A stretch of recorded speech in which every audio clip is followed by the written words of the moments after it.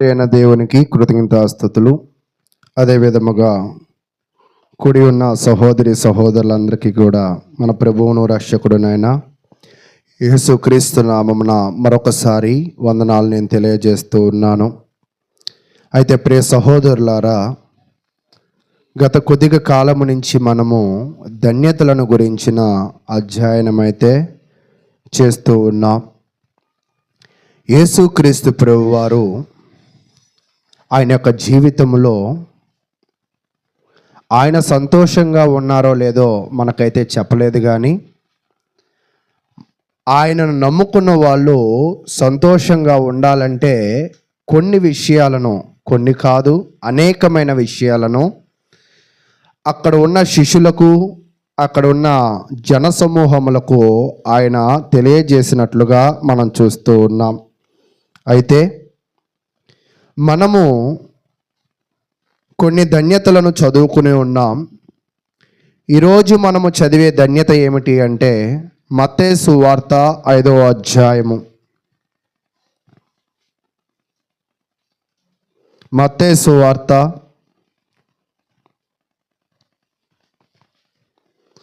5వ అధ్యాయము 7వ వచనాన్ని ఈరోజు మనము ధ్యానించవలసిన ధన్యత. కనికరము గలవారు ధన్యులు, వారు కనికరము పొందుదురు. అయితే ఇప్పుడు యేసుక్రీస్తు ప్రభువారు ఆ శిష్యులకు ఏమి నేర్పించాలి అని అనుకుంటున్నాడంటే కనికరము గురించిన అధ్యయనాన్ని నేర్పించాలని ఇష్టపడుతూ ఉన్నాడు. మొదటి 3 ధన్యతలు ఏమో మనము పరిజ్ఞానముగా ఎలా ముందుకు వెళ్ళాలి అని నేర్పిస్తూ ఉన్నాయి. తరువాత ధన్యతలు ఏమో మనము ఏమి కలిగి ఉండాలి అని నేర్పిస్తూ ఉన్నాయి. అంటే క్రైస్తవులమైన మన అందరము కూడా మన జీవితంలో ఏమి కలిగి ఉండాలని నేర్పిస్తున్నాయి అంటే కనికరమును మనము కలిగి ఉండాలి అని నేర్పిస్తూ ఉంది. ఎవరైతే కనికరము కలిగి ఉంటారో వారు వారి జీవితంలో కనికరమును ఖచ్చితంగా అయితే పొందేవారిగా ఉంటారని తెలియజేస్తూ ఉన్నారు. మీరు ఒక్కోసారి చిన్నపిల్లలను మీరు చూస్తూ ఉన్నప్పుడు పేపర్తో కొన్ని రాకెట్స్ తయారు చేస్తూ ఉంటారు. ఈ రాకెట్స్ తయారు చేసి భద్రంగా బీరువాలో పెట్టుకుంటారు, అంతేనా? కాదు. మరి ఏం చేస్తారు? ఆ రాకెట్స్ని ఇసురుతూ ఉంటారు. ఇసిరి అక్కడికి వెళ్ళి ఏం చేస్తారు? మళ్ళా వీళ్ళే ఇసురుతారు, వీళ్ళే అక్కడికి వెళ్ళి తీసుకుంటారు, మళ్ళీ వీరే వాటిని ఏం చేస్తారు? విసురుతూ ఉంటారు. అలాగే ఒక రచయిత ఏం చెప్తున్నాడంటే తన యొక్క జీవితంలో ఒక చిన్న అనుభూతిని పంచుతున్నాడు. ఏమిటంటే బూమ్రాంగ్ అంట. అంటే బూమ్రాంగ్ అనే ఒక వస్తువు ఉందంట. ఈ వస్తువు తయారు చేసిన తర్వాత ఇలా ఇసిరితే అది ఎంత దూరం ఇసిరినా మరలా తిరిగి ఆయన దగ్గరికి వచ్చేదంట. అయితే ఆ వస్తువు ఏంటో, దాని ఆకారం ఏంటో నాకైతే తెలియదు, కానీ ఇలాంటి ఒక వస్తువు ఒక ఆస్ట్రేలియా రచయిత చెప్తూ ఉన్నాడు. అలాగే మీకు కూడా కొంతమంది బంతుని అంటూ ఉంటారు, గోడకేసి గుద్దితే మరలా మన దగ్గరికే వస్తుందని. ఇలా కొన్ని వస్తువులు మనం ఇసిరితే మరలా మన దగ్గరికే వస్తాయి. కొన్ని వస్తువులు మనమే విసిరి వాటిని తీసుకురావడానికి మనమే వెళుతూ ఉంటాం, అంతేనా? అయితే దైవికమైన లక్షణాలు అవి ఎలా ఉంటాయో ఒకసారి మనం నేర్చుకోవడానికి ప్రయత్నిద్దాం. నేను ఒక పాయింట్ చెప్తాను, దానిని మీరు అందుకోవడానికి ప్రయత్నం చేయండి. మనిషి ఏమి విత్తునో,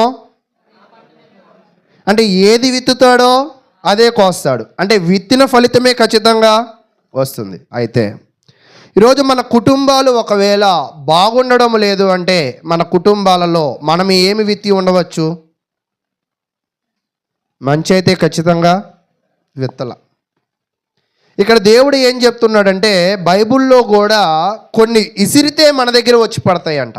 ఏమి పడతాయంటే మనిషి ఏమి విత్తుతాడో ఆ పంటే కోస్తాడు అని గలతీలో 6:7 చూస్తాం. తర్వాత ఇది కొంచెం కష్టమైన ప్రశ్న ఏమో, నీ ఆహారము నేల మీద వేయము అని చెప్తాడు. ప్రసంగి గ్రంథం చూడండి, ప్రసంగి గ్రంథము 11వ అధ్యాయము 1వ వచనాన్ని నేను తెలియజేస్తూ ఉన్నాను. ప్రసంగి గ్రంథము 11వ అధ్యాయము 1వ వచనాన్ని నేను తెలియజేస్తూ ఉన్నాను. నీ ఆహారము నేల మీద వేయము, చాలా దినములైన తరువాత అది నీకు కనబడును. అక్కడేమో విత్తనము గురించి చెప్పాడు, ఇక్కడేమో ఆహారము గురించి తెలియజేస్తూ ఉన్నాడు. కాబట్టి ప్రియ సహోదరులారా, మన జీవితంలో ఒక్కోసారి మనము వేసేవి మనకే కనపడుతూ ఉంటాయి, మనం మాట్లాడేవి మనకే తిరిగి వస్తూ ఉంటాయి, మనం చూపించే స్వభావాలు ఒక్కోసారి మనకే ఎదురు దేవుడి చేత చూపింపబడతాయి అని దేవుని వాక్యమైతే తెలియజేయబడుతుంది. కాబట్టి ప్రియులారా, ఇంకొక విషయాన్ని కూడా చూద్దాం. చూడండి, మత్తయి సువార్త 7వ అధ్యాయము, మత్తయి సువార్త 7వ అధ్యాయము 2వ వచనాన్ని నేను చదువుతూ ఉన్నాను. మత్తయి సువార్త 7వ అధ్యాయము 2వ వచనం. మీరు తీర్చు తీర్పు చొప్పుననే మిమ్మును గూర్చియు తీర్పు తీర్చబడును. మీరు కొలుచు కొలత చొప్పుననే మీకును కొలవబడింది. నువ్వు తీర్పు తీరుస్తావా, నీకు అటువంటి తీర్పే వచ్చేది. నువ్వు కొలుస్తావా, నీకు అటువంటి కొలతే వస్తుంది. అంటే బైబిల్ కూడా ఏం చెప్తుందంటే, బూమరాంగ్ లాగా ఏది ఇసురుతామో అదే మన దగ్గరికి ఒక్కోసారి వస్తూ ఉంటుంది. అందుకోసమే ఈ యొక్క మత్తయి సువార్త 5వ అధ్యాయంలో దేవుడు మనలను ఎలాంటి స్వభావం కలిగి ఉండమంటున్నాడంటే, కనికరము అనే స్వభావాన్ని కలిగి ఉండమన్నాడు. కనికరము అనే స్వభావము ఒకవేళ నువ్వు విత్తగలిగినట్లయితే, ఆ కనికరము అనే స్వభావము మరలా తిరిగి నీ దగ్గరికి వస్తుంది. కాబట్టి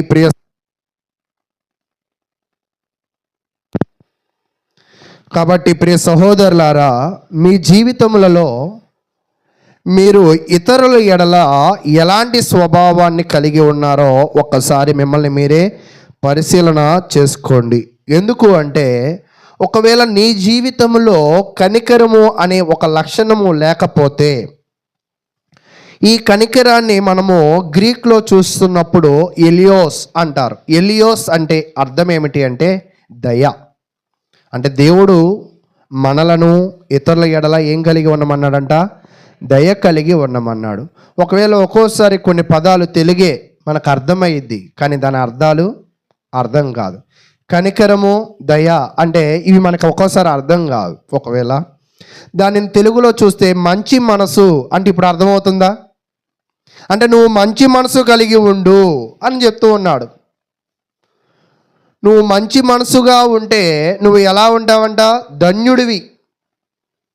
ఈరోజు క్రైస్తవులమైన మన అందరినీ కూడా దేవుడు ఎలాంటి మనసు కలిగి ఉండాలని కోరుకుంటున్నాడంటే, మంచి మనసు కలిగి ఉండాలి.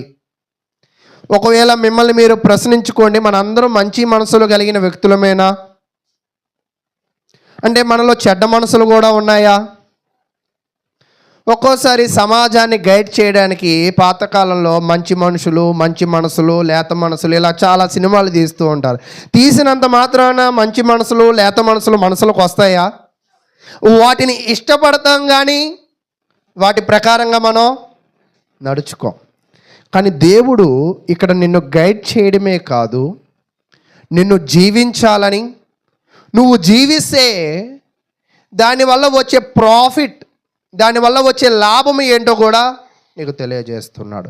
కాబట్టి క్రైస్తవ సమాజంలో నువ్వు ఎలాగ ప్రవర్తించాలి అంటే, అందరి విషయంలో కూడా ఒక మంచి మనసును కలిగి ఉండాలి. అంటే ఒకవేళ దీనిని తెలుగులో కంటే గుడ్ హార్ట్ అంటే ఇంగ్లీష్లో బాగా అర్థమవుతుంది. ఏమండి, మంచి హృదయమును నీవు కలిగి ఉండాలి. ఈ మంచి హృదయము మనము కలిగి ఉండాలి అంటే, ఈ మంచి హృదయము అందరికీ ఉంటుందా? మామూలు హృదయం అయితే అందరికీ ఉంటుంది, కానీ మంచి హృదయం అందరికీ ఉంటుందా? మంచి హృదయము మనకి రావాలి అంటే మంచి విషయాలను మనము వినాలి, వాటిని గ్రహించాలి, వాటి బట్టి జీవించాలి. అప్పుడే మనకి మంచి హృదయం రావడానికి అవకాశం అయితే ఉంటుంది. కాబట్టి బైబిల్లో నేను ఒక ప్రశ్న అడుగుతా మీ అందరికీ నిద్ర పోగొట్టడానికి. ఏంటంటే ఆ ప్రశ్న, బైబిల్లో క్రొత్త నిబంధనలో ఉన్న మంచి మనుషులు ఎవరు చెప్పాలి? బైబిల్లో ఉన్న క్రొత్త నిబంధనలో ఉన్న మంచి మనుషులు ఎవరో చెప్పాలి. మంచి సమరయుడు. అతను మంచి సమరయుడు అనేది పాఠమా, మంచి వ్యక్త కాదు. తర్వాత ఇంకా యేసుక్రీస్తు, తర్వాత పౌలు గారు, ఇంకా నేను వెంకటలక్ష్మి గారు ఒక్కరిని కాదు అడుగుతుంది, మీ అందరినీ కూడా అడుగుతున్నా. మీరు అందరూ కూడా చెప్పచ్చు. చెప్పండి. సరే, ఇప్పటిదాకా ఇన్ని చెప్పారు కదా. అలాంటి మంచి మనుషులా నేను బ్రతకాలి, ఆ మంచి లక్షణం నాలో కూడా ఇన్ని ఉండాలి అని అనుకున్నావా? మంచి మనుషులు ఎవరు అంటే టకటక కొన్ని లిస్టులు వచ్చాయి. ఏంటి? యేసుక్రీస్తు వచ్చాడు, ఆ లిస్టులో పౌలు గారు వచ్చారు, ఆ లిస్టులో అపోస్తలులు వచ్చారు. ఆ లిస్టులో నువ్వు ఉన్నావా? ఆ లిస్టులో నీ పేరు ఎప్పుడైనా రాసుకోవాలనైనా నీకు ఇష్టం ఉందా? కానీ దేవుడు ఇది మనకు అర్థం కావడం కొరకు ఒక మంచి ఉపమానం చెప్పాడు. ఉపమానము అంటే అర్థం ఏంటంటే, ఒక్కోసారి పిల్లల్ని పట్టుకుని ఏంట్రా ఈయన ములక్కాయలాగా ఉన్నాడు అంటాడు. అంటే ఈయన నమ్మితే డబ్బులు రావు, ఈయన వండితే రుచి ఉండదు. కానీ ఎందుకు ములక్కాయ అన్నారు? ములక్కాయలాగా సన్నగా ఉన్నారని, అంతేనా? అది అలాగే ఉపమానము అంటే అర్థము కూడా ఏమిటి అంటే పోల్చి చెప్పడం. యేసుక్రీస్తు ప్రభువారు కూడా కనికరము గలవారు ధన్యులు అంటే మనకు అర్థం కాదు కదా. మంచి మనసులు కలిగి ఉన్నవాళ్ళు ధన్యులు అంటే మనకు అర్థం కాదు కదా. మనకి అర్థం కావడం కొరకు ఆయన ఒక ఉపమానాన్ని చెప్పాడు. ఆ ఉపమానాన్ని చూసేనా మీరు నేర్చుకుంటారేమో అని. అయితే ఆ ఉపమానాన్ని గురించి కొద్ది నిమిషాలు మనము అధ్యయనం చేయడానికి ముందుకు వెళదాం. ఈ ఉపమానములో ఎవరి గురించి ఆయన తెలియజేస్తూ ఉన్నాడు అంటే, ఆ ఉపమానానికి ముందుగా చూడండి, లూకాసు వార్త 10వ అధ్యాయము. లూకాసు వార్త 10వ అధ్యాయము 25వ వచనం నుంచి ధ్యానించినప్పుడు ఈ ఉపమానం ఎందుకు చెప్పాడో అర్థమవుతుంది. ఇదిగో లూకాసు వార్త 10వ అధ్యాయము 25వ వచనం. ఇదిగో ఒకప్పుడు ధర్మశాస్త్ర ఉపదేశకుడు ఒకడు లేచి, బోధకుడా, నిత్య జీవమునకు వారసుడొకటకు నేనేమి చేయవలనని ఆయనను శోధించుచు అడిగెను. శోధించుచు అడగడం అంటే ఏంటండి?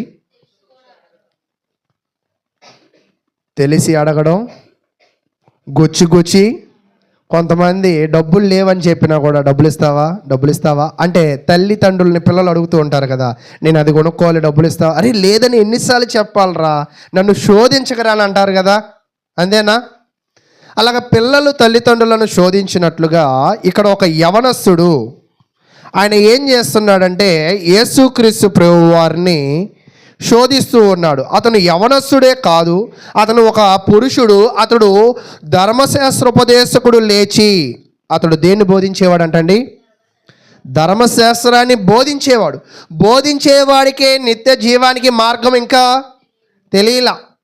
దానిని ఎలా పొందాలో, దానికి ఎలా వారసుడు అవ్వాలో, దానిలో ఎలా ప్రవేశించాలో అతనికే అర్థం కానప్పుడు అడుగుతూ ఉన్నప్పుడు 26వ వచనం, అందుకు ఆయన ధర్మశాస్త్రం అందేమి రాయబడి ఉన్నది, నీవేమి చదువుతున్నావని అతన్ని అడగ్గా, ఈయనేం క్వశ్చన్ వేశాడంటే, అసలు నువ్వేం చదువుతున్నావు, నువ్వేం బోధిస్తున్నావు, నువ్వేమి గ్రహిస్తున్నావు? మీరు ఎప్పుడైనా కూడా మేధావులైన సువార్థికులు ఉంటారు. అంటే మేధావులైన సువార్థికులు అంటే జ్ఞానవంతులైన సువార్థికులు అని. వాళ్ళని ఎప్పుడైనా ఒక ప్రశ్న వేస్తే వాళ్ళ ఆన్సర్ వెంటనే వాళ్ళు ఏం చేస్తారు? తిరిగి మనల్ని ఇంకో ప్రశ్న వేస్తారు. ఇక్కడ ఈయన జ్ఞానాన్ని ఇక్కడ చూపిస్తూ ఎప్పుడు కూడా ఎదుటివాడు ఏ ఉద్దేశముతో ప్రశ్నించాడు, ఎదుటివాడు ఏ ఉద్దేశముతో మాట్లాడుతున్నాడు, ఎదుటివాడు ఎలాగా చేస్తున్నాడు అనేది ముందుగా మనము ప్రశ్నించాలి. మాకు కూడా ఒక ఆయన ఉన్నాడు.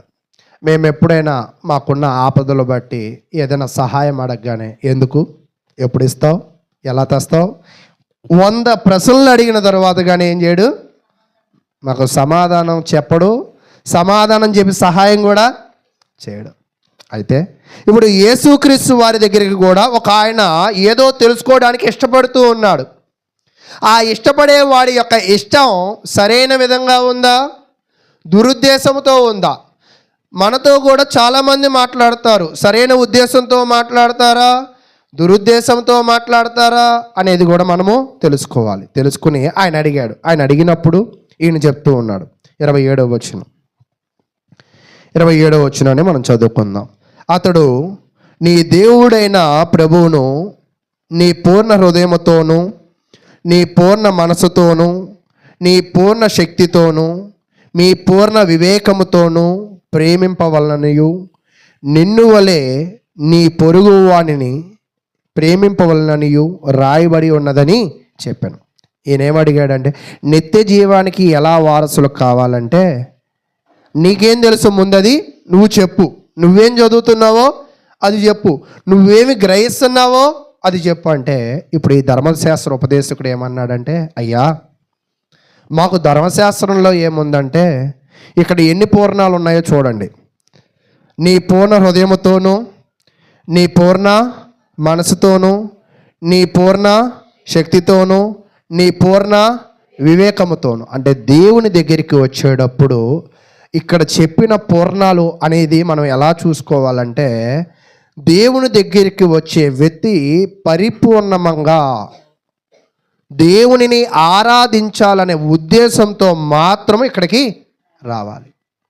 వచ్చిన తర్వాత ఏదో కూర్చోవాలని కూర్చోవడం, ఏదో వినాలి కాబట్టి వినడం, ఏదో నామకార్థమైన క్రైస్తవుడిగా మనం ఇక్కడ ఉండకూడదు. ఉండకుండా పూర్ణ హృదయముతో, పూర్ణ మనసుతో, పూర్ణ శక్తితో, పూర్ణ వివేకముతో, అంటే ఇక్కడ కూర్చున్న ప్లేసులో మనము పూర్తి ఎఫెక్ట్స్ ఎక్కడ పెట్టాలంట, ఈ కార్యక్రమం మీద, ఈ ఆరాధన మీద, ఈ యొక్క పరిస్థితుల మీద మనము పెట్టాలి. అంటే ఇక్కడ ఏం చెప్తున్నాడంటే, నీ మైండ్ని నువ్వు ఏం చేయొద్దంట, డైవర్ట్ చేయొద్దు. నీ మైండ్కి ఏకదృష్టి కలిగించు. ఆ ఏకదృష్టి ఎవరి మీద ఉండాలి, దేవుని మీద ఉండాలి. అంటే ఇతను చెప్పిన ఒక ఆన్సర్ ఏంటంటే, అయ్యా నిత్య జీవానికి నేను వారసుడు అవ్వాలంటే, నిత్యము నేను దేవునితో జీవించాలి అంటే నేనేం చేయాలంటే, ముందుగా పూర్తిగా దేవుణ్ణి వివేకముతో, దేనితో అంటండి, వివేకముతో. వివేకము అంటే అర్థం ఏంటంటే అర్థం చేసుకోవడం. దేవునిని అర్థం చేసుకుని నేను ఆయన ఏం చేయాలంట, ప్రేమించాలి, దేవుణ్ణి ప్రేమించాలి. తదుపరి రెండవది, నిన్ను వలె నీ పొరుగు వాణ్ణి ప్రేమింపవలన. అంటే ఈ నిన్ను వలె నీ పొరుగు వాణిని కూడా నీ హృదయపూర్వకంగా, నీ హృదయ మనసుతో, నీ యొక్క పూర్తి శక్తితోనే ప్రేమించాలా లేదా? అవును. దేవునిని ఎలా పరిపూర్ణమైన దానితో ప్రేమిస్తామో పొరుగువాణిని కూడా పరిపూర్ణంగా ప్రేమించాలి. ఈరోజు చాలామంది వ్యక్తుల ప్రేమలు ఎలా ఉంటాయంటే, పైకి వందనాలు చెప్పుకుంటూ దేవుని శక్తిని ఆశ్రయించిన వారుగా, నోటి మాటలతో ప్రేమించి చేతల సహాయాలకి దూరంగా ఉండేవాళ్ళుగా, దేవుని భక్తులుగా చెప్పుకుంటూ భక్తే లేని వారిగా, మనుషులకి ఏదో మేలు చేస్తున్నా అన్నట్టు మాట్లాడుతూ ఎటువంటి మేలు చేయని వారిగా మనుషులు ఉన్నారా లేదా? అంటే నటిస్తున్నారా లేదా? అంటే దేవుడు కోరుకుంటుంది ఏంటంటే ఇక్కడ ప్యూర్ హార్ట్ ఫీలింగ్స్. ఏంటండి ప్యూర్ హార్ట్ ఫీలింగ్స్. ఈ ప్యూర్ హార్ట్తో ఫస్ట్ దేవుణ్ణి ప్రేమించాలి, తర్వాత నీ పొరుగు వారిని ప్రేమించాలి. నీ పొరుగువాడు అంటే ఎవరంటే నీకు సహాయపడేవాడు, నీకు సహాయాన్ని పొందడానికి చూసేవాడు కూడా. అందరి ఎడల కూడా నీ ప్యూర్ ఫీలింగ్స్ను కనపరచాలి. ఊరికే వారిని మభ్యపెట్టడాలు, ఊరికే వారిని తప్పు మార్గంలో నడిపించడాలు, ఊరికే మాటల చేత ప్రేమించడాలు మనము చేయకూడదు. కాబట్టి అలా చేస్తే నిత్య జీవం మేము పొందుతామని మాకు ఎక్కడుందంట, ధర్మశాస్త్రంలో ఉంది. అప్పుడు ఇప్పుడు మాట్లాడుతున్నాడు ఈయన. 28వ వచనం. అందుకు ఆయన, నువ్వు సరిగా ఉత్తరం ఇచ్చితివి అంటే అభినందిస్తున్నాడు. ఎవరిని? ధర్మశాస్త్ర ఉపదేశకుని. ఒకవేళ సరిగా చెప్పకపోతే మనమైతే ఏమంటాం? నువ్వేం చెప్తున్నావు, నువ్వేం వింటున్నావు అని అంటావా? అంటే ఈ ధర్మశాస్త్ర ఉపదేశకుడు ఇంటెన్షనల్గా, అంటే చక్కగా ఏదో నేర్చుకోవాలనే ఉద్దేశంతోనే అడిగాడు. అయితే అడిగినప్పుడు యేసు, ఓకే నువ్వు బాగా చెప్పావు, మంచిది అని చెప్తూ, అలాగూ చేయము, ఇంకెందుకు అలాగే చేయి అని చెప్పి అప్పుడు జీవించదనని అతనితో చెప్పాను. ఇతను కూడా ఏమన్నాడంట? సరే అలాగే నేను కూడా జీవిస్తానయ్యా అని చెప్పాడు. అప్పుడు ఒకవేళ మనమే అడిగిన వాళ్ళమైతే ఈ మాత్రం మనకు తెలియదా? నేను అడిగిందే, నేను చెప్పిందే నాకు చెప్పాడు అని అంటూ ఉంటారు. ఈరోజు నిజంగా వాక్యం ప్రకటించడం కూడా ఎంత కష్టం అంటే వినేవాళ్ళు ఏంటి ఎప్పుడు చెప్పేదేనా, ఎప్పుడు ఇదేనా అని అంటూ ఉంటారు. యేసుక్రీస్తు కూడా ఎప్పుడు చెప్పిందే చెప్పి వాళ్ళని ఏం చేయమన్నాడంట? నేను చెప్తా, నేను చెప్పింది నీకు అర్థమైతే జీవించి చూపించు. చెప్పి కాదు, విని కాదు, మాట్లాడి కాదు, జీవించు. అప్పుడు ఆయన కూడా ఏమన్నాడంట? ఎప్పుడు అదేనా అని అనలా. ఓకే నేను జీవిస్తా, నా లైఫ్ స్టైల్ని ఏం చేస్తా, నేను మారుస్తా. అంటే ఇప్పటిదాకా నాకు అర్థమైంది, కానీ మార్చుకోవాలనేది ఇప్పుడు ఎవరి దగ్గర నుంచి అర్థమైంది? యేసుక్రీస్తు నుంచి అర్థమయ్యి తాను తినకు ఒక విషయాన్ని నేర్పిస్తున్నాడు. 29వ వచనం. అయితే తాను నీతిమంతుడైనట్టు కొనగోరి అతడు అవును గాని నీ పొరుగువాడు ఎవడని యేసును అడిగాను. అందుకు యేసు, అప్పుడు ఇతనికి ఒక డౌట్ వచ్చింది. అయ్యా, దేవునిని ఆరాధించే విషయంలో అయితే ఓకే, కానీ అయితే తాను నీతిమంతుడైనట్టు గోరినవాడు అతడు అవును కానీ నా పొరుగు వాడు ఎవడని యేసుని అడిగాను. అయితే దేవుని ప్రేమించడంలో, దేవునిని ఆరాధించడంలో ఎటువంటి సందేహమే లేదు. ఎందుకు సందేహం లేదంటే సమాజ మందిరంలోకి వెళ్ళి వాక్యం ప్రకటిస్తున్నాడు కాబట్టి దేవుని ప్రేమిస్తున్నాడు. 3 సార్లు సంవత్సరానికి యెరూషలేము వెళ్తున్నాడు కాబట్టి దేవునిని బాగానే ప్రేమిస్తున్నాడు. అంటే దేవుని ప్రేమించే విషయంలో నేనైతే పర్ఫెక్ట్, నాకు 100కి 100 మార్కులు నువ్వు వేయచ్చు, కానీ పొరుగు వాడిని ప్రేమించడం అంటే దాని లోతు నాకు అర్థం కాల. అయితే నా పొరుగు వాడంటే ఎవడయ్యా అని అడిగినప్పుడు యేసు ఇప్పుడు ఒక ఉపమానం చెప్పాలనుకున్నాడు. ఇది నిజ జీవితం కాదు, అది ఒక ఉపమానం. ఉపమానము అంటే పోల్చి చెప్పడం, ఆ పోలికలో నీవు జీవించడం. నీకు పోల్చి ఎందుకు చెప్తామంటే అలా నువ్వు కూడా పోలి నడుచుకోవాలని పౌలు గారు ఒక మాట చెప్తూ ఉంటారు. ప్రభువును పోలి నేను నడుచుకున్న ప్రకారము మీరును నన్ను పోలి నడుచుకొనుడి అని చెప్పాడు. కాబట్టి ప్రభువు ఎప్పుడు ఆయన పాఠాలు ఎలా చెప్పేవాడంటే ఇలాగ ఉత్తర ప్రత్యుత్తరాలుగా మాట్లాడుతూ వాళ్ళను గ్రహించే విధముగా, వాళ్ళు జీవించే విధముగా వాళ్ళని మౌల్డ్ చేస్తూ ఉంటాడు. అయితే మౌల్డ్ చేసినప్పుడు ఆయన చెప్పిన ఒక ఉపమానం విందాం. 30వ వచనం. అందుకు యేసు ఇట్లా, నేను ఒక మనుషుడు యెరూషలేము నుండి యెరికో పట్టణమునకు దిగి వెళ్ళుచు దొంగల చేతిలో చిక్కెను. వారు అతని బట్టలు దోచుకుని అతన్ని కొట్టి కొర ప్రాణముతో విడిచిపోయిరి అని తెలియజేస్తూ ఉన్నాడు. అంటే ఇక్కడ మనం గమనించవలసిన విషయం ఏమిటి అంటే యెరూషలేము, ఇతను ఎక్కడి నుంచి వెళ్తున్నాడంట? యెరూషలేము నుండి యెరికో పట్టణానికి వెళ్తున్నాడు. అంటే మనకున్న అవగాహన బట్టి యెరూషలేము నుంచి యెరికో పట్టణానికి ఆ మార్గాన్ని ఎవరు బాగా ఉపయోగిస్తారు అంటే దేవుని నామాన్ని మహిమపరచాలనుకున్న వాళ్ళు ఉపయోగిస్తారు. ఎందుకు అంటే యెరికో నుంచి ఆయన ఆల్రెడీ యెరూషలేముకి వెళ్ళిపోయి తిరిగి తన ప్రయాణాన్ని ఎక్కడికి సిద్ధపరచుకున్నాడంట? తన గృహానికి సిద్ధపరచుకున్నప్పుడు ఆ యొక్క ప్రయాణము ఎలా ఉంటుంది అంటే, ఆ రోడ్లు ఎలా ఉంటాయి అంటే, మనం కూడా కొన్ని పల్లెటూర్లకి ఇప్పుడు కూడా ఒకవేళ వెళితే ఆ రోడ్లంతా కూడా చాలా చీకటిగా ఉంటూ ఉంటాయి. అలాగే ఇప్పుడు ఈ వాడబాడుతున్న రోడ్డు కూడా చాలా చీకటితో కూడిన రోడ్డు మాత్రమే కాదు, కానీ అక్కడ ఎవరు ఉన్నారంటే దొంగలు కూడా ఉన్నారు. అంటే దొంగతనాలు ఎప్పుడు చేయరు, వెలుగులో చేరు. కాబట్టి ఈ దొంగలు ఏ రోడ్డుని ఎంచుకున్నారంటే ఈ యొక్క యెరూషలేము నుంచి యెరికో వెళ్ళే ఈ యొక్క రోడ్డును వాళ్ళు ఏం చేశారంట, ఎంచుకున్నట్లుగా మనమైతే చూస్తూ ఉన్నాం. కాబట్టి ప్రియ సహోదరులారా, ఈ రోడ్డు మీద రెండు రకాల ప్రయాణాలు జరుగుతున్నాయి. ఒకటి దేవుని నామాన్ని మహిమపరిచే వ్యక్తి ప్రయాణము, రెండవది వాళ్ళ దగ్గర దోచుకోవాలని వెళ్ళే వాళ్ళ యొక్క ప్రయాణం. అంతేనా? అంటే మంచి వాళ్ళకి అదే రోడ్డు, చెడ్డ వాళ్ళకి అదే రోడ్డు. అయితే ఈ చెడ్డవాళ్ళు ఈ మంచి వాళ్ళు ఈ కలిసే ఈ రోడ్డులో ఏం జరిగింది అంటే, యెరికో పట్టణమును దిగి వెలుచు, పురుషులు చదవండి, పురుషులు లూకాసు వార్త 10వ అధ్యాయము 30వ వచనం చదవండి.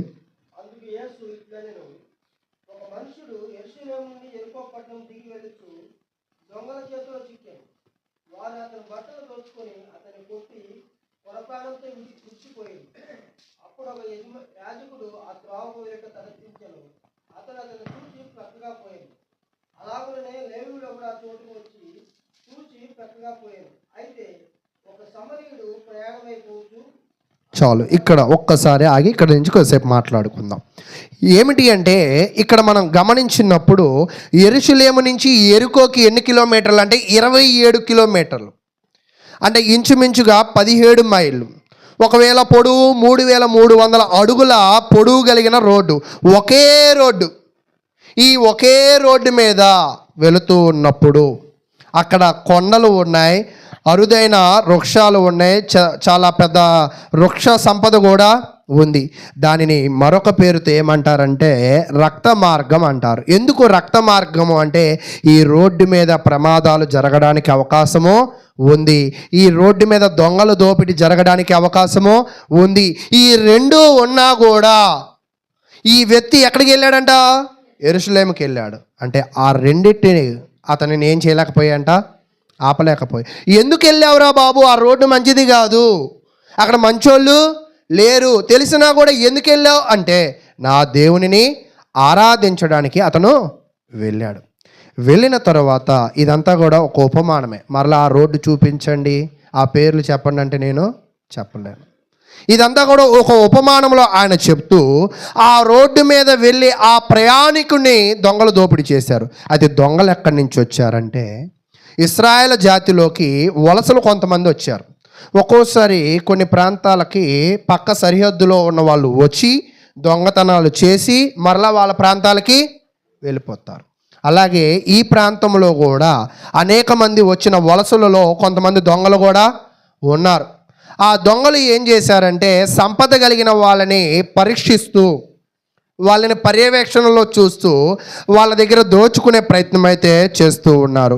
కాబట్టి దోచుకునే ప్రయత్నంలో ఇతను ఏమేమి కోల్పోయాడు అంటే అతని దొంగల చేతిలో చిక్కిన తర్వాత చూడండి, బట్టలు దోచుకున్నారు, అతనిని కొట్టి కొర ప్రాణముతో విడిచిపోయిరి అని తెలియజేస్తూ ఉన్నాడు. కాబట్టి ప్రియులారా, అంటే ఈరోజు మనము నిజంగా బట్టలు వేసుకుంటున్నాం, కానీ అప్పట్లో వేటికి కూడా కొరత ఉండేవి, బట్టలకు కూడా కొరత ఉండే. ఈరోజు నిజంగా నాకు బట్టలు కొరతలు ఉన్నాయి అన్న క్రైస్తవులు ఉన్నారా? నిజం చెప్పండి. అంటే బట్టల కోసం కూడా కొట్టుకుని దొంగతనాలు చేసుకునే వ్యక్తులు ఆ రోజుల్లో ఉండేవాళ్ళు. కానీ దేవుడు ఈరోజు నిజంగా గొప్ప సమృద్ధిని మనకైతే ఇస్తూ ఉన్నాడు. మనకు పట్టకపోతే మనం ఊరికినే ఇస్తున్నాం కూడా. ఏంటిది, కొంతమంది తెలివైన వాళ్ళు ఊరికినే ఎందుకు ఇవ్వాలని తడిగొడ్లకు కూడా వాడేవాళ్ళు ఉన్నారు. నా మాటలు మీకు అర్థమవుతున్నాయా? కాబట్టి ప్రియ సహోదరులారా, నేనేం చెప్తున్నాను అంటే ఆ బట్టల దొంగతనాల కొరకు చూస్తూ ఉన్నప్పుడు అక్కడ ఈ దొంగతనము బట్టల కోసం మాత్రమే కాదు, ఇది దేనికోసం అంటే వాళ్ళ దగ్గర ఉన్న ఆస్తి కోసము, వాళ్ళ దగ్గర ఉన్న ధనం కోసము కూడా ఆ దొంగతనము జరిగింది. అంటే దొంగ అంటే ఏమిటి అంటే కేవలము ఒక లక్ష్యంతో రాడు, ఏది దొరికినా కూడా పట్టుకుపోయి ఏం చేసుకోవాలనుకుంటాడు, అమ్ముకోవాలి లేదా ఉపయోగించాలనే ఉద్దేశంతో వస్తూ ఉంటాడు. కాబట్టి ప్రియ సహోదరులారా, ఇప్పుడు వచ్చిన దొంగ కూడా ఎటువంటి దొంగ అంటే ఏది దొరికినా కూడా పట్టుకుని వెళ్ళిపోయి దానిని బట్టి అమ్ముకుని తాను లాభపడాలనే ఆశతో వచ్చిన దొంగ. అంతేనా? ఈరోజు నేను ఒక విషయం చెప్తాను, మీరు బాగా గ్రహించండి. దొంగకున్న లక్షణం కూడా మనలో లేదు అని అంట. ఏ విషయంలో? దేవుని వాక్యాన్ని నేర్చుకునే విషయంలో, దేవుని వాక్యమును బలవంతంగా లాక్కునే విషయంలో, దేవుని గ్రహింపును నేర్చుకునే విషయంలో దొంగలా కూడా మనం పనిచేయలేకపోతున్నాం. అంటే అతని దగ్గర లేనిది గుర్తెరిగి, అది ఎవరి దగ్గర ఉన్నదో అది గుర్తెరిగి అది లాక్కుంటూ ఉన్నాడు. ఎవరు? దొంగ. ఈరోజు దొంగల్లాగైనా పనిచేస్తున్నామా మనం? ఈరోజు నిజంగా దేవుని వాక్యం ఎంతో అనర్గళంగా, విస్తారముగా, ఎంతో గొప్పగా ప్రకటింపబడుతున్న ఈ దేవుని వాక్యమును నేను వినాలి, నేను పొందాలి, ఈ దేవుని వాక్యము నాకు చాలా అవసరం అనుకునే వాళ్ళు ఉన్నారా? నా మాటలు అర్థమయ్యాయా? కానీ ఈ దొంగకున్న గ్రహింపు కూడా మానవులుగా ఉన్న మనకి లేదు. అయితే అప్పుడు యేసుక్రీస్తు ప్రభువారు ఈ ఉపమానాన్ని చెప్తూ ఉన్నప్పుడు ఈ దొంగ ఒకరిని కొట్టి ఆ యొక్క డబ్బులని తీసుకుని వెళ్ళిపోయినట్లుగా మనం చూస్తూ ఉన్నాం. వెళ్ళిపోయిన తర్వాత 31వ వచనం ఇక్కడి నుంచి ఇంకా మనకి చరిత్ర అర్థమవుతూ ఉంటుంది. చూడండి, లూకాసు వార్త 10వ అధ్యాయము మీరు పరిశీలన చేస్తూ ఉన్నప్పుడు 10వ అధ్యాయంలో మంచి సమరయుడి పాఠాన్ని మనమైతే నేర్చుకుంటూ ఉన్నాం. 31వ వచనం, అప్పుడు ఒక యాజకుడు ఆ త్రోవను వెళ్ళుట తటస్థించెను. అంత మీకు ఇందాకే చెప్పా, ఆ త్రోవను ఎవరు ఉపయోగిస్తారంట? దేవునిని ఆరాధించే వాళ్ళు ఉపయోగిస్తారు. దేవునిని ఆరాధించే వాళ్ళని దోచుకునే వాళ్ళు కూడా ఆ మార్గాన్నే ఉపయోగిస్తూ ఉంటారు. నిజంగా క్రైస్తవుల్లో కూడా కొంతమంది దొంగలు ఉన్నారు. ఇది ఎలాంటి దొంగలంటే మంచితనాన్ని చేతగానితనంగా వాడుకునే దొంగలు కూడా ఉన్నారు. మంచి వాళ్ళని మోసం చేసే వాళ్ళు కూడా ఉన్నారు. మంచి వాళ్ళని ఉపయోగించుకుని వాళ్ళని పాడు చేసేవాళ్ళు కూడా ఉన్నారు. యోబు జీవితంలో దొంగలు అంటే ఎవరు అయ్యి ఉంటారు చెప్పండి మీరు? భార్య, ఇంకా స్నేహితులు. అబ్బా, ప్రశ్నలు అడిగితే నిజంగా మనం చాలా గొప్పగా చెప్తూ ఉంటాం. నిజమే. అయితే నిజంగా ఈరోజు మనము కూడా ఒక్కోసారి మంచి వాళ్ళని బాధ పెట్టడం వల్ల, మంచి వాళ్ళని ఇబ్బంది పెట్టడం వల్ల, మంచి వారికి సహకరించకపోవడం వల్ల మనము కూడా ఒక రకంగా వాళ్ళని ఏం చేస్తున్నట్టో తెలుసా? వారిని దోచుకుంటున్నట్టే. కాబట్టి యేసుక్రీస్తు ఇప్పుడు ఆ మార్గంలో ఎవరు వచ్చారంటే ఒక యాజకుడు వచ్చాడు. యాజకుడు అంటే ఏంటి? దేవుని యొక్క పనిని చేసేవాడు. యాజకుడు అంటే ఎవరంటే పాత నిబంధన చరిత్రలో ఆ యొక్క బలులు అర్పించిన తరువాత కొంత బలి దేవునికి ఇచ్చి కొంత బలి అతను తీసుకుని ఆ రక్తాన్ని అక్కడ ప్రోక్షించేవాడిని ఏమంటారంటే యాజకుడు. ఒకవేళ మీకు ఇంకా బాగా అర్థం కావాలంటే ఎవరు అంటే యాజకుడు అంటే ఒక పూజారి. ఎవరండి? ఒక పూజారి. ఆ రోడ్డులో ఇప్పుడు అతను కూడా వచ్చాడు. వచ్చిన తర్వాత అతన్ని చూచి ప్రక్కగా పోయినంటే పట్టించుకోకుండా వెళ్ళిపోయాడు. ఓకే. తర్వాత 32వ వచనం, అలాగుననే లేవీయుడు ఒకడు ఆ చోటికి వచ్చి చూచి ప్రక్కగా పోయిను. ప్రక్కగా పోవడం అంటే చూసిపోయారా, చూడకుండా పోయారా? చూసి పక్క నుంచి పోయారు. అంతేనా? మనం కూడా కొన్ని చూసి చూడనట్టు వెళ్ళిపోవాలంటూ ఉంటారు. అలాగే ఇక్కడ వీళ్ళు కూడా కొన్ని చూసి చూడనట్టు వెళ్ళిపోతూ ఉన్నారు. అయితే వీళ్ళు చూసింది ఎవరిని అంటే ఒక వ్యక్తి ప్రాణాలతో కొట్టుమిట్లాడుతున్నాడు. అతను దైవభక్తుడే. ఆ పడ్డ వ్యక్తి కూడా ఎవరంటండి? దైవభక్తుడే. ఎలా తెలుసుకోగలమంటే ఆ మార్గాన్ని ఉపయోగించేది. ఇందాక చూడండి, లేవీయుడు ఉపయోగించాడు, యాజకుడు ఉపయోగించాడు. దేవుని నామాన్ని మహిమపరిచే వాళ్ళు ఆ రోడ్లని ఉపయోగిస్తారు. అక్కడ కొట్టిమిట్లాడుతున్నారు అంటే దాని అర్థం ఏమిటి అంటే ఇతను భక్తిపరుడు, ఇతను ఎవరో కొట్టి ఇతని దగ్గర ఉన్నదంతా కూడా ఏం చేశారంట? దోచుకున్నారని వీళ్ళు ఖచ్చితంగా గ్రహించాలి. కానీ అక్కడ వీళ్ళు అలా గ్రహించారా? వాళ్ళు దానిని గ్రహించారా అంటే వాళ్ళు దానిని గ్రహించలా. అయితే ఇంకొక వ్యక్తి వచ్చాడు అదే మార్గమున. 33వ వచనం, అయితే ఒక సమరయుడు ప్రయాణం అయిపోవచ్చు, అతడు పడి ఉన్న చోటికి వచ్చి ఇతడు ప్రక్కగా పోలా, ప్రక్కకి వచ్చాడు. ఎక్కడికి వచ్చాడంటండి? ప్రక్కగా పోకుండా ప్రక్కకి వచ్చి నిలబడి అతనికి కావాల్సిన వాటిని దాని సంగతి మరలా మనం ధ్యానిద్దాం. అయితే ఇప్పుడు ఆ యొక్క రోడ్డు మీద ఎంతమంది ఉపయోగించారో ఒకసారి మళ్ళీ చూద్దాం. ఆ రోడ్డుని మొదట ఉపయోగించింది ఎవరంటే, ఒక వ్యక్తి యెరూషలేము నుంచి యెరికోకి వెళ్ళాలనుకున్నాడు. ఆ రోడ్డును ఉపయోగించింది ఎవరంటే ఒక దొంగలు. ఆ రోడ్డు మీద వెళ్ళింది ఇంకొకళ్ళు ఎవరంటే లేవీయుడు, యాజకుడు, తర్వాత లేవీయుడు, తర్వాత సమరయుడు. అంటే ఆ రోడ్డును ఎంతమంది వాడారంట? 5 వాడారు. ఈ 5లో గుడ్ పర్సన్ అంటే ఎవరు? నా ప్రశ్న మరలా అడుగుతాను, ఒక్కసారి ఆలోచన చేసి చెప్పండి. అది ఆ 5లో గుడ్ పర్సన్ అంటే ఎవరు? సమరయుడే. ఓకే, గుడ్ పర్సన్ అంటే వీళ్ళని మీరు బాగా చెప్పారు. దాని గురించి నేనే చెప్తా కాబట్టి మీరు చెప్పొద్దు. కానీ బ్యాడ్ పర్సన్స్ ఎవరు? యాజకుడు, లేవీయుడు, ఇంకా దొంగలు, యాజకులు, లేవీయులు. అంటే వీళ్ళు కూడా నిజంగా దొంగలే. ఎందుకని? పక్కనోడికి సహాయం చేయలేదుగా. అంతేనా? మీకు అలాగే అర్థమైందా? ఓకే, అయితే కొంచెం నేను దీనిని వివరిస్తాను. ఇప్పుడు మీరేం చెప్పారంటే, మీరు అందరూ చెప్పారు మంచోడు ఎవరని? సమరయుడని. చెడ్డోళ్ళు ఎవరని? దొంగలు, యాజకుడు, లేవీయుడు. మీరందరూ దానికి అంగీకారమేనా? ఓకే, ఇప్పుడు ఈ యాజకుడు ఎందుకు పక్క నుంచి వెళ్ళిపోయాడు మీరు చెప్పగలరా? యాజకుడు ఎందుకు పక్క నుంచి వెళ్ళిపోయాడు? లేదా లేవీయుడు ఎందుకు పక్క నుంచి వెళ్ళిపోయాడు అంటే, ఒకవేళ అతని దగ్గరికి వెళితే అతన్ని మొయ్యవలసిన పని ఎవరి మీద పడిద్ది? వీళ్ళ మీద పడిద్ది. వీళ్ళ మీద పడితే వీళ్ళు దానిని ఏం చేయలేరు? మొయ్యలేరు, తట్టుకోలేరు, వాళ్ళ అవసరాలు తీర్చలేరు. అయితే వీళ్ళు ఎందుకు పక్క నుంచి వెళ్ళిపోయారా అనేది వాస్తవానికి యాజకులు, లేవీలు కూడా మంచోళ్ళే. ఎందుకు అనేది మీకు తెలుస్తుంది. చూడండి, లేవీ కాండము 19వ అధ్యాయం. లేవీ కాండము 19వ అధ్యాయము 33వ వచనాన్ని నేను చదువుతూ ఉన్నాను.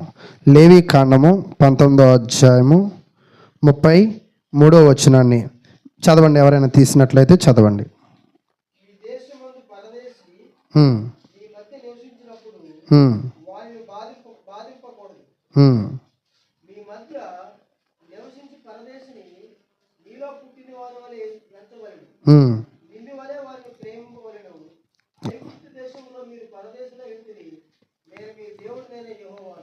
ఓకే, ఇక్కడ నేను ఒక ప్రశ్న అడిగి కొంచెం ముందుకు వెళ్తా.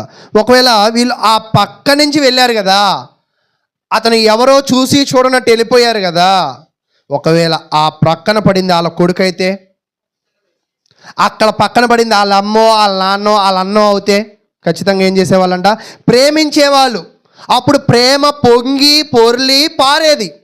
ఎందుకు పొంగి పొర్లి పారలేదంటే అతని ఎడల వాళ్ళకి అనుబంధము లేదు. నిజంగా మనం కూడా అనుబంధం ఉన్నవారి ఎడల చాలా ఆప్యాయతమైన సహాయాలు చేస్తాం. అనుబంధం లేని వారి ఎడల వాళ్ళని కిచ్చెంతైనా పట్టించుకో. అయితే ఈ లేవీయుడు, ఈ యాజకుడు ఎందుకు పట్టించుకోలేదు అంటే దీనికి అర్థం ఏమిటి అంటే, ఈ లేవీయుడికి, ఈ యాజకుడికి ఆ చనిపోతున్న వారి మీద ఏమి లేదు? ప్రేమ లేదు. ప్రేమ ఉంటే పట్టించుకునేవాళ్ళు. అసలు చచ్చిపోయాడా, కొన ఊపిరితో ఉన్నాడా, బ్రతుకుతాడా, మనం ఏమైనా చేయగలమా అనేది చూసేవాడు. కానీ వీళ్ళు ఏమనుకున్నారంటే, నాకెందుకు ఆ భారము అని అనుకున్నారు. అంతేనా? అయితే అలా మాత్రమే కాకుండా లేవీ కాండం 21వ అధ్యాయం 1 నుంచి చదువుతున్నప్పుడు ఇంకొంచెం మనకు కొన్ని విషయాలు అర్థమవుతాయి. లేవీ కాండము 21వ అధ్యాయము 1వ వచనం నుంచి చదవండి.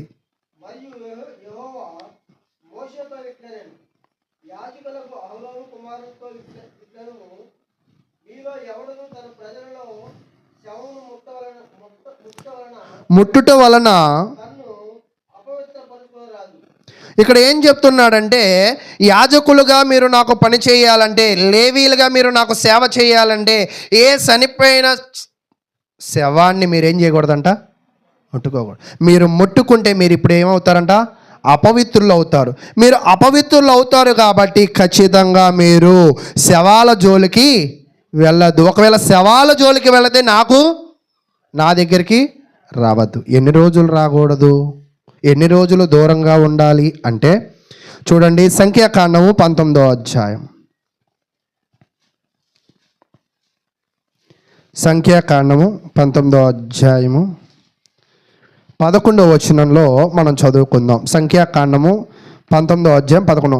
ఏ నర శవమునైనను ముట్టినవాడు 7 దినములు అపవిత్రుడై ఉండును. అంటే మీకు ఇక్కడ అర్థం అవ్వాల్సిన విషయం ఏంటంటే, ఈ యాజకుడు అంటే ఇందాక మీరేం చెప్పారు, దేవుని పని చేసేవాడు. లేవీయుడు అంటే ఏం చెప్పారు, దేవుని పని చేసేవాళ్ళు. ఈ సంఖ్యాకాండము 19:11 ఏమంటున్నాడంటే, యాజకులు లేవీయులు దేవుని పని చేసేవాళ్ళు కాబట్టి వాళ్ళు ఏ శవాన్నైనా ముట్టుకుంటే దేవుని మందిరానికి ఎన్ని రోజులు దూరంగా ఉండాలంట? 7 రోజులు దూరంగా ఉండాలి. దేవుని మందిరానికి 7 రోజులు ఎక్కడ దూరంగా ఉండాలని ఆ శవాన్ని వాళ్ళు ఏం చేయలేదంట, ముట్టుకోలా. అయితే ఈ సమరయుడికి దేవునితో సంబంధం లేదు, దేవుని సేవతో సంబంధం లేదు. ఈ సమరయుడు ఎక్కువగా దేనికి ప్రాధాన్యత ఇస్తాడంటే పొరుగువానికి ప్రాధాన్యత ఇస్తూ ఉంటాడు. ఇక్కడ మీరు గమనించవలసిన విషయాలు ఏంటంటే, ఇంతక లూకాసు సువార్త 10వ అధ్యాయంలో 2 ఆజ్ఞలు చూసాం. 1 దేవుణ్ణి ప్రేమించాలి, 2 పొరుగువాన్ని ప్రేమించాలి. ఈ యాజకుడు లేవీయుడు ఎవరిని మాత్రమే ప్రేమించారంట? దేవుణ్ణి మాత్రమే ప్రేమించారు. ఆ దొంగ ఎవరిని మాత్రమే ప్రేమించాడంట? తన్ను తాను మాత్రమే ప్రేమించుకున్నాడు. దొంగ తన్ను తాను మాత్రమే ప్రేమించుకున్నాడు, తన అవసరాలే తీర్చుకోవాలనుకున్నాడు. కాబట్టి ఎదుటివాడిని ఏం చేశాడంట? కొట్టి చంపి తన్ను తాను ప్రేమించుకోవడంలో ఒక స్టెప్ ముందుకి వెళ్ళాడు. యాజకులు కూడా చచ్చిపోయిన శవాన్ని చూసి చూడనట్టు వెళ్ళిపోయి దేవుణ్ణి ప్రేమించే విషయంలో ఒక స్టెప్ ముందుకి వెళ్ళారు. కానీ సమరయుడు ఆయన ఏం చేశాడంటే, అతడు ఆ కొన ఊపిరితో ఉన్న వ్యక్తిని పట్టుకుని దేవుణ్ణి ప్రేమించడంలోను, తన్ను తాను ప్రేమించుకోవడంలోను, తన పొరుగు వారిని ప్రేమించడంలోనూ ఆయన సక్సెస్ అయ్యాడు. అంటే ఇప్పుడు మీకు అర్థమవుతుందా? ప్రేమించడం అంటే మాటలు వెదజల్లడం కాదు. ప్రేమించడం అంటే హద్దులు గీసుకోవడం. ఒక్కోసారి మనము ప్రేమించిన వారి కొరకు హద్దు దాటాలి అని ఎవరు నేర్పిస్తున్నారు ఇక్కడ? ఇది భూలోకంలో ఉన్న ప్రేమలకైతే హద్దులు దాడతారు. నా మాట మీకు అర్థమవుతుంది. అది ఆత్మ సంబంధమైన ప్రేమ కొరకు మనం ఏ హద్దు పెట్టుకుంటాం. ఉద్యోగం ఉంది బ్రదరు, ఏముందంట?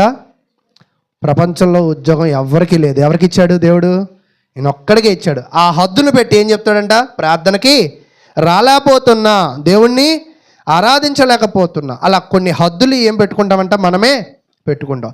అంటే ఈ మంచి సమరయుడు కథలో మనకి ఏమి నేర్పించాలనుకుంటున్నాడో తెలుసా? ఒక్కోసారి మనము కొన్ని హద్దులను దాటాలి. హద్దులను మనం దాటాలి. ఎప్పుడు? పొరుగు వారిని ప్రేమించినప్పుడు కొన్ని హద్దులను దాటాలి. కొంత ధనాన్ని వీక్షించాలి, కొంత సమయాన్ని కేటాయించాలి, కొంత భారాన్ని కూడా ఏం చేయాలంట? మొయ్యాలి.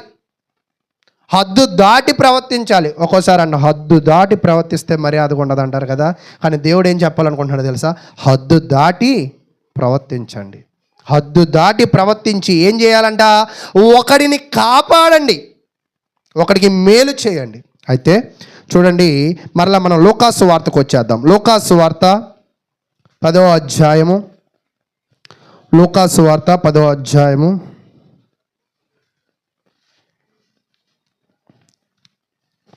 లూకాసు వార్త 10వ అధ్యాయము 33వ వచనం దాకా మనం ఇంతదాకా చదువుకున్నాం. ఇక్కడ ఇప్పటిదాకా ఎవరు హద్దులు దాటలేదు అంటే, యాజకుడు హద్దు దాటలేదు, లేవీయుడు హద్దు దాటలేదు. హద్దు ఏమని గీసుకున్నారంటే, ఒకవేళ ఆ శవాన్ని ముట్టుకుంటే దేవుని సేవ నేను చేయలేనేమో అని హద్దు గీసుకున్నారు. కానీ తన పొరుగు వారిని కాపాడాలని ఆ హద్దును వాళ్ళు ఏం చేయలేదంట? దాటలేదు. కానీ సమరయుడు ఏం చేశాడంటే హద్దు దాటి. ఎందుకు హద్దు దాటాడంటే అతను హద్దులు ఏవి కూడా పెట్టుకోలేదు. వాస్తవానికి సమరయులకి యూదులకి పడదు. నేను పోయిన వారం కూడా మీకు చెప్పా, ఒక సమరయ స్త్రీ ఏమంటుందంటే, అయ్యా మీరు మమ్మలను ఏం చేస్తారంట?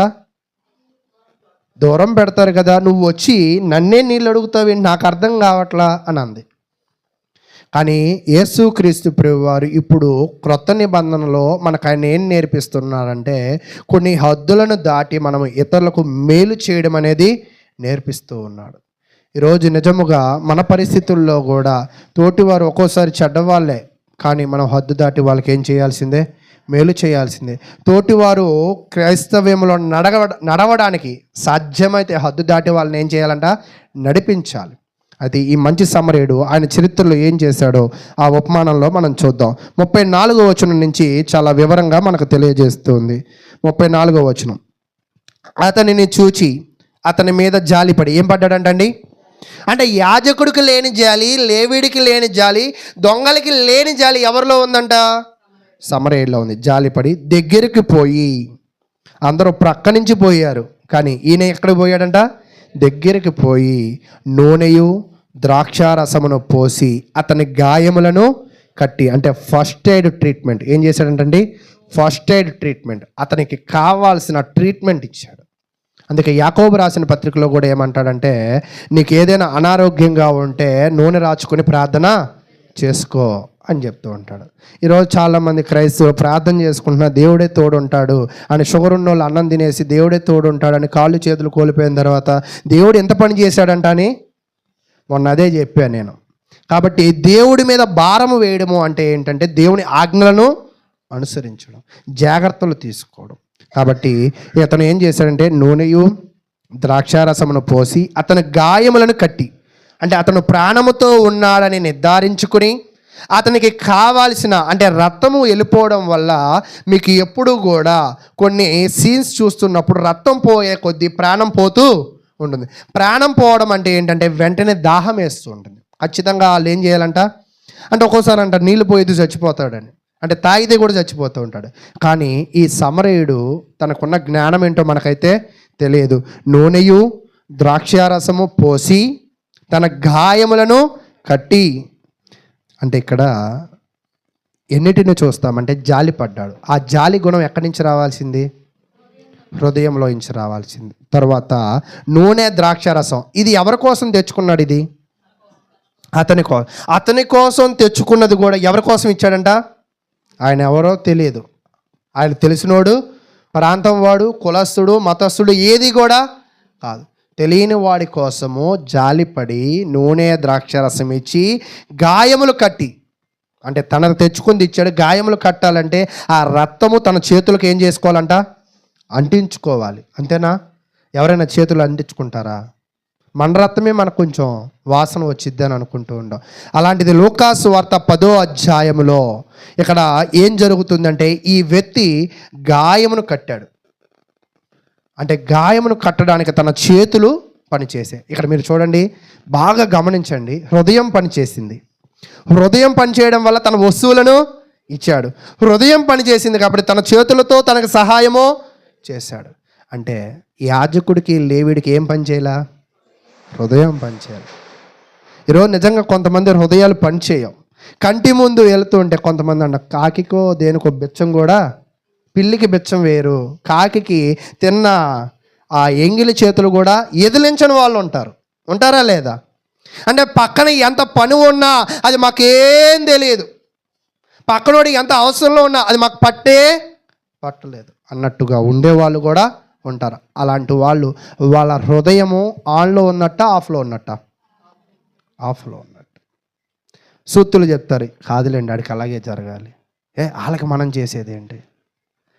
దేవుడు కావాల్సింది సూత్తులు కాదు, నీ హృదయము స్పందించడం, నీ హృదయంలో ప్రేమ నెలకొల్పుకోవడం. ఇతరులకి సాధ్యమైతే హద్దులు దాటి నీకు కలిగి ఉన్న వాటిని కూడా ఇచ్చి వాళ్ళని ఏం చేయాలంట?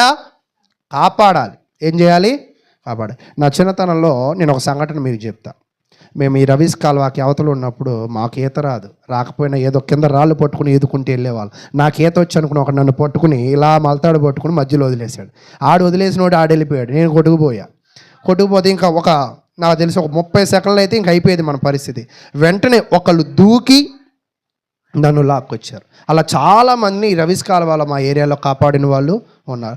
ఒకవేళ ఆ ఒడ్డును ఉన్నవాడు నేను తడుస్తానేమో, నా జోబులో డబ్బులు ఉన్నాయి, నా జోబులో ఫోన్లు ఉన్నాయి అని ఆలోచన చేస్తే ఎంతోమంది చనిపోయేవారు.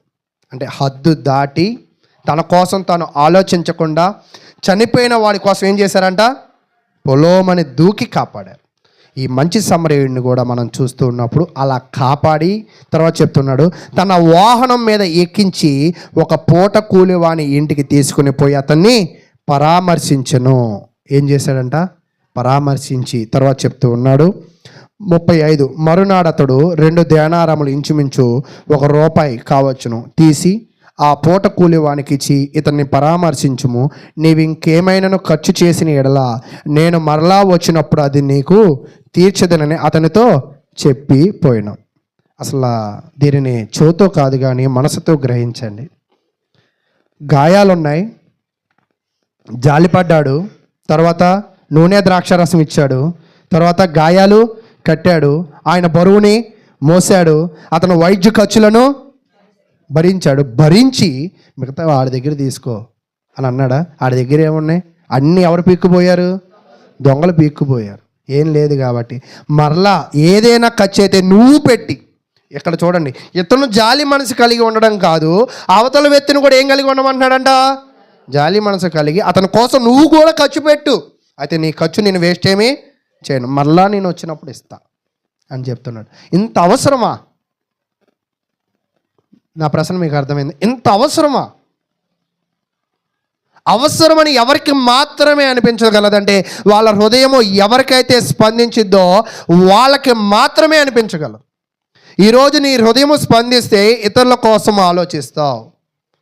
అయితే ఈరోజు నీ హృదయము ఏ స్థితిలో ఉందో ఒక్కసారి ఆలోచన చేయి. 36వ వచనం, కాగా దొంగల చేతిలో చిక్కిన వానికి ఈ ముగ్గురిలో ఎవరు పొరుగువాడు? ఇదంతా ఎక్కడ స్టార్ట్ అయింది? ఒక ధర్మశాస్త్ర ఉపదేశకుడు నా పొరుగువాడు ఎవడు అని అడిగాడు కదా, అక్కడ ప్రారంభమైంది. అయ్యి ఇప్పుడు ఏమంటున్నాడంట? పొరుగువాడు ఎవడు అని నీకు తోచుచున్నది అని అడిగినప్పుడు అతని మీద జాలి పడిన వాడే అనెను. మన మీద ఎవరైతే జాలి పడతారో వాళ్ళే మన పొరుగువారు. ఎవరైతే సహాయాన్ని అర్జించడానికి ఉంటారో వాళ్ళే మన పొరుగువారు. వాళ్ళకి మనము పొరుగు వాళ్ళము, మనకి వాళ్ళు పొరుగువారు. ఇక్కడ బంధాలు రత్తాలు కాదు నేను చెప్పేది, పొరుగు వాళ్ళ గురించి. ఈ బంధాలు రత్తాలు అనేది భూమిలో కలిపేసి క్రీస్తునందు ఉన్న ఈ పొరుగు తత్వాన్ని మీరు అలవర్చుకోండి. చాలామంది ఎందుకు సహాయం చేయమండి? వాళ్ళు మామూలు కాదులేండి, గతంలో నన్ను ఎంత హింస పెట్టారో మీకు తెలియదు, నిన్ను ఎన్నో రాత్రి మగలు బాధపడ్డా వాళ్ళ వల్ల. ఓకే, అదంతా పక్కన పెట్టేసి అవన్నీ మర్చిపో. అలా మర్చిపోయినప్పుడే నీ హృదయం ఏం చేయగలదంట? స్పందించగలదు, స్పందించి జాలి పడగలదు, స్పందించి సహాయపడగలదు, స్పందించి మరలా సహాయాన్ని ఇవ్వగలదు. అంటే ఈరోజు మీకు అర్థం కావాల్సింది ఏంటంటే, దేవునికి కానీ జనులకి కానీ మనం ఇవ్వలేకపోతున్నామంటే మన హృదయం స్పందిస్తుందా? స్పందించట్లా. కాబట్టి ప్రియ సహోదరులారా, ఇక్కడ నేనేం చెప్పాలని ప్రయాసపడుతున్నానంటే, ఈరోజు నీవు కూడా నీ యొక్క ఇరుగు పొరుగు వాళ్ళు నీ పొరుగువాడని ఎంచితే వారి ఆపదలలో నువ్వు వెళ్ళి వాళ్ళకి సహాయకరంగా ఉండు. Point number 1. రెండవది ఏంటంటే, వాళ్ళు దేవునిని తెలుసుకోకపోతే, అతనిని నువ్వు పొరుగువాడిగా భావిస్తే అతని కొరకు సమయాన్ని వీక్షించు, అతనితో దేవుని మాటలు ముచ్చటించు. పొరుగు వాళ్ళతో ముచ్చటించే మాటలు దేవుడు మాటలు ముచ్చటించాలి, కానీ దేవుని మాటలు తప్ప మిగతా అన్ని మాటలు కూడా మనం ఏం చేస్తామంటే పొరుగువారితో ముచ్చటిస్తూ ఉంటాం. పొరుగు వారితో ముచ్చటించి ఇంకొక పొరుగువాడి ప్రాణాన్ని తీస్తాం మనం. అంతేనా? నా మాట మీకు అర్థమవుతుంది. పొరుగు వానితో ముచ్చటించాల్సింది, ఎందుకంటే పొరుగు వాని ప్రాణాన్ని కాపాడడానికి కానీ ప్రాణాలు తీయడానికి కాదు. ప్రాణం తీయడం అంటే కత్తితో పొడవడం కాదు. మాటలతో చంపే వాళ్ళు కూడా ఉన్నారు, ప్రవర్తనతో చంపే వాళ్ళు కూడా ఉన్నారు. నేను ఒక ఉదాహరణ చెప్తా, మీకేమైనా బాగా అర్థమైద్దేమో, ఒకవేళ గ్రహించండి. ఒక 5 సేవకులు ఒక ప్రార్థనకి వెళ్ళిన తర్వాత 4 సేవకుల్ని స్టేజ్ మీదకి పిలిచి కుర్చీలేసి కూర్చోపెట్టిన తర్వాత 5వ సేవకుని కింద కూర్చోబెట్టారు. ఎక్కడండి? అర్థమవుతుందా? ఎక్కడ కూర్చోబెట్టారు? కింద కూర్చోబెట్టారు. ఇప్పుడు నడిపించే వాళ్ళు ఎవరిని ప్రేమించినట్లు, ఎవరిని చంపినట్లు? పైన కుర్చీలో కూర్చోబెట్టిన వాళ్ళని ప్రేమించినట్లు, కింద కూర్చోబెట్టినట్లు చంపినట్లు. అయితే కుర్చీ స్థానం లేదని చెప్పాడు పిలిచిన ఆయన. ఎక్కడ స్థానం లేదంట? నిజంగా స్థానం ఉండి ఉండొచ్చా, ఉండకపోవచ్చా? పట్టించాలంటే పట్టించలేమా? నా మాట మీకు అర్థమైంది. పట్టించాలంటే పట్టించలేమా? అంటే ఈరోజు మనకు ఒక్కోసారి అవకాశం ఉండి కూడా ఇరుగు పొరుగు వారిని బాధించి కించపరిచే వాళ్ళు కూడా ఈరోజు సమాజంలో ఉన్నారు. కానీ దేవుడు మన నుంచి ఇతరులను బాధించడానికి కాదు, నీకు ఇచ్చిన ఆయుష్కాలమును, నీకు ఇచ్చిన ధనాన్ని, నీకు ఇచ్చిన జ్ఞానాన్ని ఇతరుల మేలు కొరకు, ఇతరుల ప్రయోజనం కొరకు ఉపయోగించు. ఇతరులను సువార్తలో రక్షించడం కొరకు ఉపయోగించు.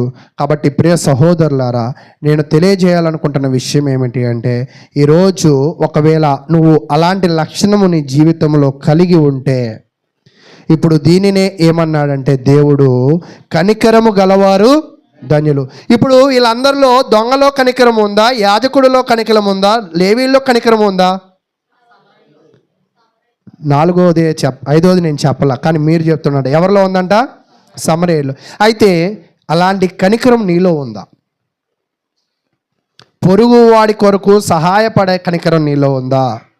పొరుగువాడి కొరకు సహాయపడుతూ వారి అవసరాలలో చేతనంతైన చేయగలిగే మనసు నీలో ఉందా?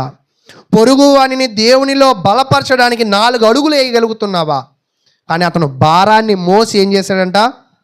భారాన్ని మోసి వైద్యం చేసి వైద్యానికి ఖర్చులు కూడా ఇచ్చాడు. ఈరోజు నిజంగా పొరుగు వాడిని రక్షించడానికి ఈరోజు నువ్వు కష్టపడుతున్నావా? ఒకవేళ నీవు కష్టపడితే దేవుడు నీ కొరకు ఆయన కష్టపడతాడు. ఇక్కడ ఈ కనికరము అనే పదము బైబిల్లో ఎప్పుడు కనికరము అనే పదానికి కాదు, దానికి ముందు ఒక పదం ఉంటుంది. చెప్పగలరా?